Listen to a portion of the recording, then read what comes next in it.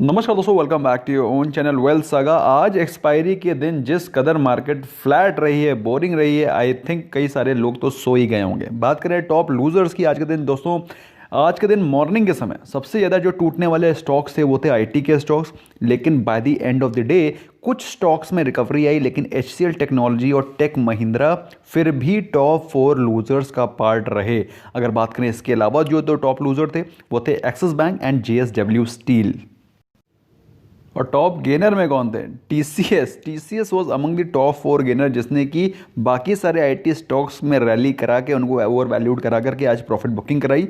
लेकिन आज के दिन वो टॉप गेनर्स में से एक था। इसके अलावा BPCL, UPL and IndusInd bank were the other top gainers. अच्छा, बीपीसीएल में कुछ न्यूज़ थी, उसके बारे में हम लोग आगे बातचीत करेंगे। ओवरऑल मार्केट में बात करें एडवांस डिक्लाइन रेशियो की, तो आउट ऑफ 1700 प्लस स्टॉक्स करीब 800 stocks were advancing and decline were more than 900 stocks. तो ओवरऑल आज मामला मोर और लेस इक्वल ही था, बराबरी और बराबरी पे था एडवांस और डिक्लाइन रेशियो। लेकिन अगर बात करें स्पेसिफिकली इंडेक्स वाइज, तो Nifty bank was 50 points down, approximately 50 points down. Nifty 50 पूरे दिन करीब 100 पॉइंट्स के आसपास नीचे गया था, लेकिन उसके बाद 30 पॉइंट्स रिकवर करा। निफ्टी 50 में फिर भी थोड़ा वॉलेटिलिटी थी, लेकिन Nifty bank was as weak क्या बोलूँगा, as flat as anybody would be wanting to sleep, जिस हिसाब से आज निफ्टी बैंक की कार्रवाई थी। फिलहाल निफ्टी और निफ्टी बैंक के चार्ट की हम लोग एनालिसिस करेंगे। एक बार पहले देख लेते हैं ग्लोबल मार्केट्स में क्या चल रहा है क्विकली। सो ग्लोबल मार्केट जब हम देखते हैं तो पता चलता है एसजीएक्स निफ्टी फ्लैट है।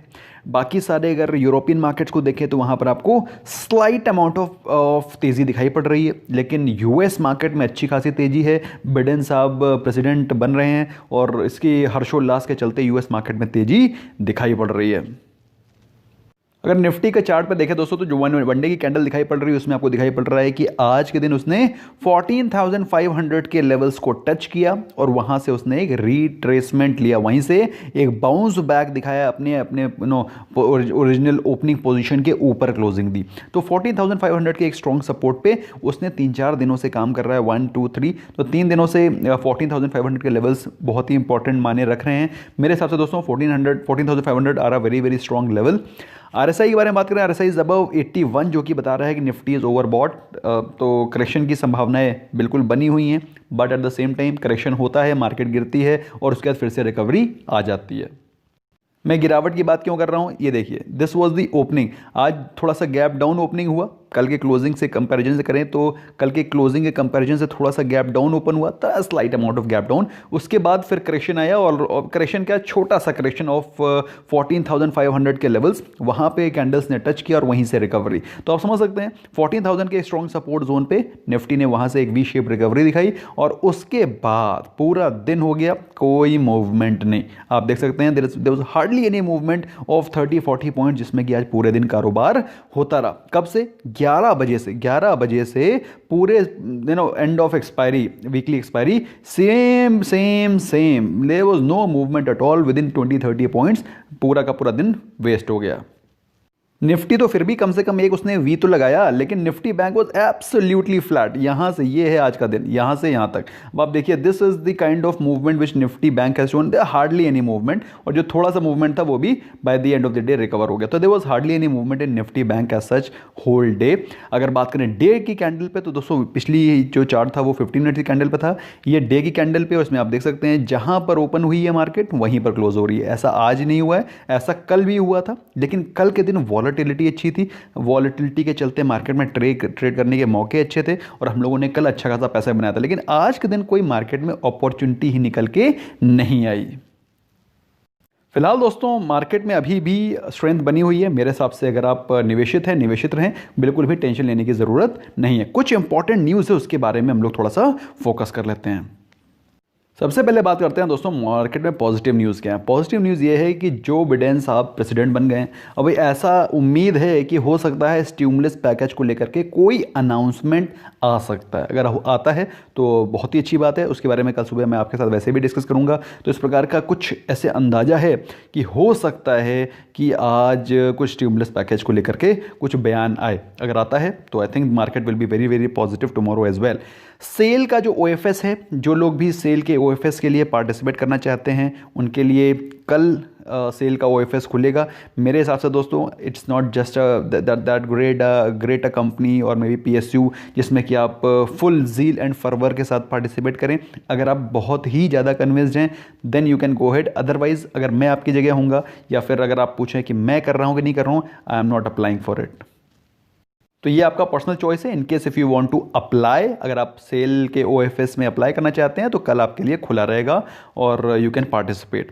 फिलहाल बात करें इंजीनियर्स इंडिया लिमिटेड के, तो इंजीनियर्स इंडिया लिमिटेड का बायबैक 22 जनवरी को ओपन होगा और बायबैक विल बी ऑफ ₹84 पर शेयर। अगर आपके पास इंजीनियर्स इंडिया लिमिटेड के शेयर्स ऑलरेडी हैं then you can participate and इस पीरियड के दौरान 22 जनवरी टू 5 फरवरी आप इसमें आराम से participate and tender your shares for buyback.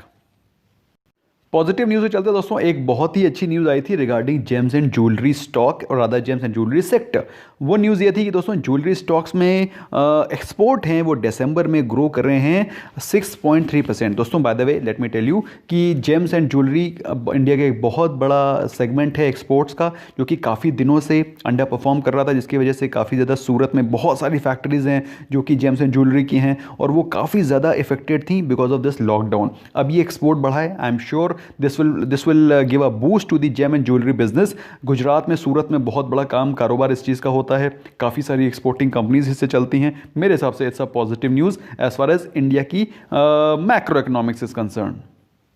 तो दोस्तों ये तो सारी पॉजिटिव न्यूज़ थी। अब बात करते हैं निगेटिव न्यूज़ की। निगेटिव न्यूज़ में दोस्तों जो सबसे पहली न्यूज़ निकल करके आ रही है वो ये है कि IOC, BPCL, HPCL इन तीनों के प्राइसेस तो बढ़ रहे हैं, स्टॉक्स तो ऊपर जा रहे हैं, लेकिन जो नेगेटिव चीज़ ये है कि वो पेट्रोल का price has reached all time high, almost all time high of 85 rupees per litre. अब 85 रुपये पर लीटर अगर आदमी पेट्रोल डलाएगा तो मेरे हिसाब से तो मतलब बहुत मुश्किल होने वाली है भाई। जो लोग कन्वेंस यूज़ करते हैं मेरी तरीके इधर से उधर जाने के लिए, they can feel the heat. अब व्हाट डू यू से, अब आप लोग में से कितने लोग इसको महसूस करते होंगे? अब जो कोई भी इसको यूज़ करता है, जो कोई भी फ्यूल डला रहा है, तो उससे क्या होगा, ये मतलब जो भी बिजनेस है उसमें इसका डायरेक्ट इम्पैक्ट पड़ेगा और सीधे सीधे इन्फ्लेशन को बढ़ावा देंगे। मेरे हिसाब से दोस्तों government should try to control the prices somehow. इसीलिए तो भाई सब्सिडी इसी दिन के लिए तो है। मेरे हिसाब से these prices need to be controlled. 85 rupees per litre is too much according to me. What do you think, what do you feel? Let me know in the comment section. फिलहाल बात करें मार्केट में profit booking की, तो दोस्तों profit booking के लिए ideal समय मेरे हिसाब से आ चुका है। अगर आप चाहें, अगर आप कुछ ऐसे स्टॉक्स हैं जिनमें कि आपको लगता है वो अपनी क्षमता के बाहर भाग गए हैं, तो प्रॉफिट बुकिंग कर सकते हैं, क्योंकि आप ही नहीं बड़े बड़े दिग्गज ही प्रॉफिट बुकिंग कर रहे हैं। अभी कल बात थी टाइटन की, आज न्यूज़ आई है एस्कॉर्ट्स की कि राकेश झुनझुनवाला जो कि बिग बुल हैं और उन्होंने स्कॉट्स में भी अपने स्टेक को कम किया है फ्रॉम 5.64% टू 4.75%। तो अच्छा खासा स्टेक रिड्यूस किया है, छोटा मोटा नहीं है, अच्छा खासा स्टेक रिड्यूस किया है। तो ये अच्छा खासा स्टेक मतलब क्या है, अब भाई जो स्टॉक 700 रुपये का था वो 1400 रुपये पे चला जाएगा। ऑफ कोर्स कुछ परसेंट प्रॉफिट तो बुक करना बनता है। तो वही उन्होंने किया। मेरा मानना ये है, जो स्टॉक आपको लगता है आपने ट्रेडिंग के लिए लिया था या फिर आपको लगता है आपने लाइफ टाइम के लिए नहीं लिए हैं या फिर आपने 10 साल के लिए नहीं लिए हैं, आपने उनको ट्रेडिंग के लिए लिया है, मेरे हिसाब से आप प्रॉफिट यहाँ पर कुछ बुक कर सकते हैं। क्योंकि ऐसा कहा जा रहा है कि बजट के दौरान या बजट के बाद प्रॉफिट बुकिंग आ सकती है। क्योंकि बजट में क्या होती है, budget is always what you called pumped with expectations. हर आदमी की बजट से एक्सपेक्टेशन होती है और लाइफ में किसी से भी कोई एक्सपेक्टेशन रखना बिल्कुल गलत चीज़ है। जब भी एक्सपेक्टेशन आप कुछ रखते हैं वो एक्सपेक्टेशन पूरी नहीं होती हैं। तो एक्सपेक्टेशन ही चलते हैं मार्केट में डेफिनेटली करेक्शन आ सकता है। सो इससे पहले कि मार्केट प्रॉफिट बुक कर ले, आप कुछ ना कुछ प्रॉफिट बुक कर लीजिएगा at least in your trading bets. Long term portfolio को तो आपने लॉन्ग टर्म के लिए लिया, उसको टच करने की ज़रूरत नहीं है। लॉन्ग टर्म के लिए गिरावट आएगी तो SIP करना मत भूलना। लिंक मैंने डिस्क्रिप्शन और पिन कमेंट में डाल रखा है। WSG स्टार SIP का, you will be benefited immensely in long term. That's all from my side friends. Thank you so much for giving a precious time. I hope you learn something new. Bye bye for now.